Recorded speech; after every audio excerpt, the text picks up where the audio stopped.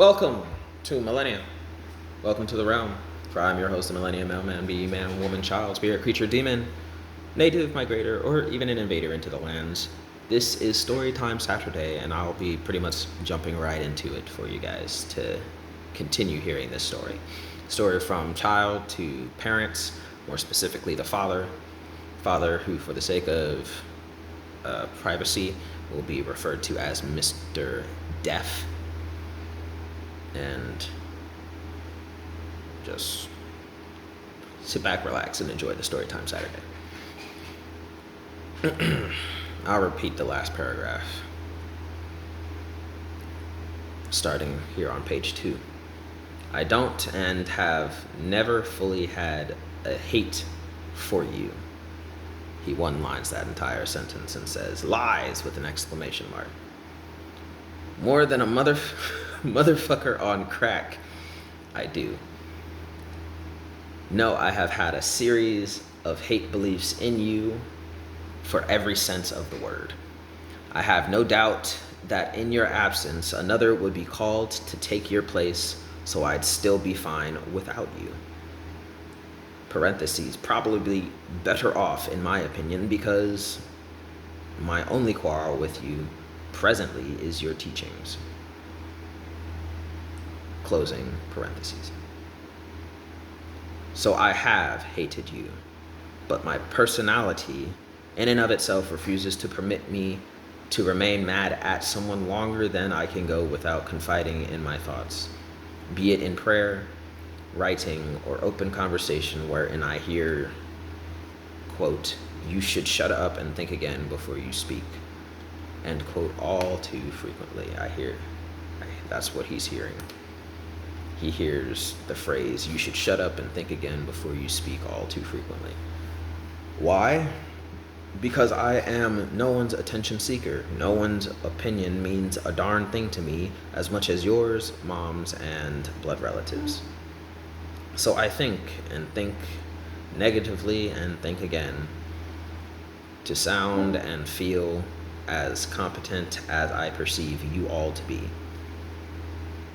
ignoring the hesitation and slowness to at least be found right by you. You who has never been satisfied by a ne'er damn thing that I've ever done. So for my sake, F you and F your poopy way of doing things, because I'm wrong and haven't ever been right. Next paragraph. My quarrel with how you teach, not really with you as the imperfect person you are, but the matter of you being ill fit as a teacher and yet demanding the ones you teach to be teachers, shit teachers like you, when they aren't ready for that demand. So I'm sorry I refuse to apologize for the lack of desire to be a teacher or a preacher or a minister that is anything like what you wish me to be. Because from that far off view, you are ignorant of the pitfalls you dig for your students to fall into because your own inconsistency and failure in teaching.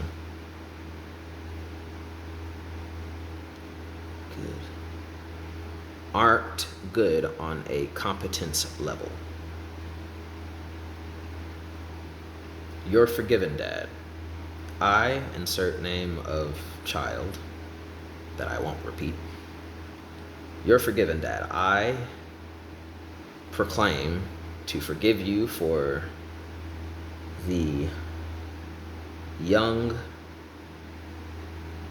judgments I have placed on you, for your inconsistencies and lies, parentheses, sarcasm or not, end parentheses. I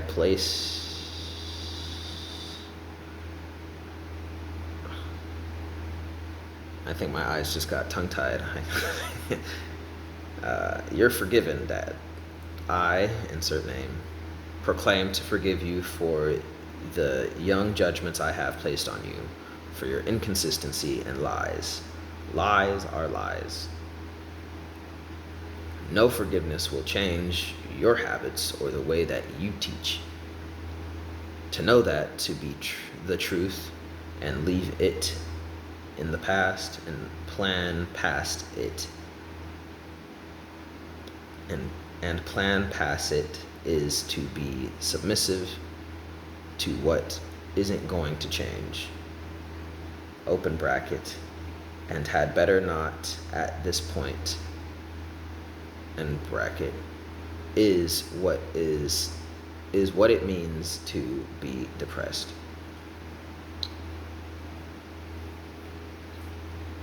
Let's see if I can change a few of the words here as I read it. To know that to be the truth and leave it to the past and plan accordingly is to be submissive to what isn't going to change.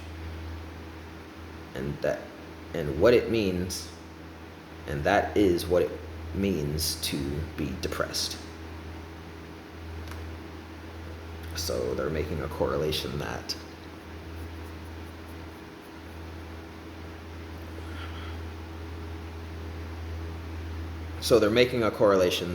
what it means to be depressed is to allow something from the past to lay there and rot and never get any attention. They're saying that what it means to be depressed is to try submissively moving on despite the thing being said is a problem in the past is still going to live on, not changing and doing the same things as before. When you let things from the past and that are currently in your present life continue on, not changing, and submitting to the fact that they won't change and you're going to not do anything about it, is the embodiment of depression. Makes sense, I guess. But man, is that that's a brain teaser for sure. To know that to be the truth and leave it in the past and plan past it is to be submissive to what isn't going to change. That is what it means to be depressed. Then what the word and every teacher's goals as scholars is to be depressed. No one outside this house would think it possible to call me depressed because I have always been positively hopeful in what I am capable of doing, not kept sulking in what I know won't change. That is depressive, unhealthy, nothing but undesirable burden and negativity that shouldn't be. Yet as I moved past, having medicated with the Lord in my mind, you all give the issue more power, respect, and authority every time you choose to reminisce and you refuse to move on, because you refuse to accept the win of my submission, because you have a sensual desire and attraction to the grappling and struggling in the physical. You, it seems like he's referring to the father and mother, you refuse to proceed in the spiritual because it is mandatory that there is some label that gets plastered on it. You name the killer, parentheses, a real world and CSI television reference. You name the killer expecting that to allow progression to take place when you're only exciting activity and giving the reminiscence of what was a strong hold and a sturdy foundation for a Jericho wall which didn't have to be in existence. So he's saying something about giving power to the enemy or giving them further motivation.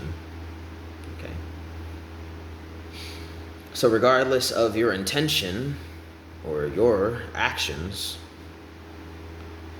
regardless of your intention, your actions say more about your sinful lust for deals, preventable deals, with a demon and I to be stuck in as an unruly battleground of civil war where there was no initial battle of to initiate it.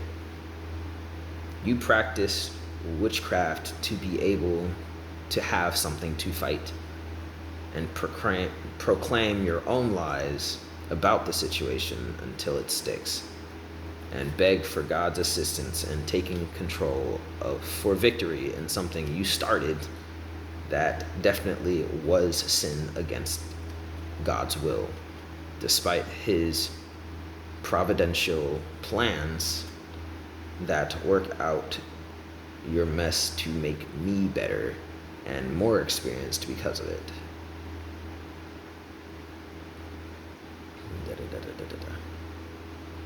So I guess the son is making more ties to the reference to the fact that they fought before in the past. He's trying to let it go and move on, but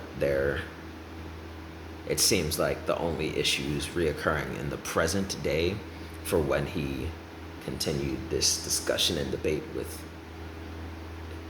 with his parents. They keep bringing up the past. Like the son is leaving it in the past, and his parents are the ones bringing it up and starting fights about it. It's like, you guys are doing it. It's you.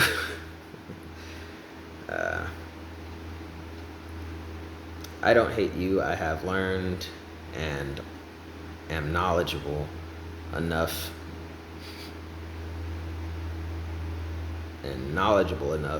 regardless of how secularly corrupted and demonic I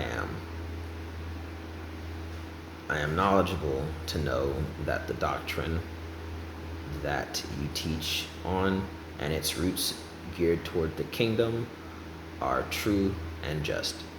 I know it to be necessary and mandatory for one's development into the Christ-like, soul-filling, spiritually guiding future of blessings and provision in their perfect walk with God. My problem is with you. I'll cut it off today at that point. This is halfway through page 3. So that's a good 1 page of content got through today. Yeah. And this would be part 2 to this, or part 3, I guess, to this. If you have questions, comments, concerns about anything mentioned today in today's story time, go ahead, put that down in that comment section down below. Share it if you think it should get more exposure. But yes, that is all for today. Peace.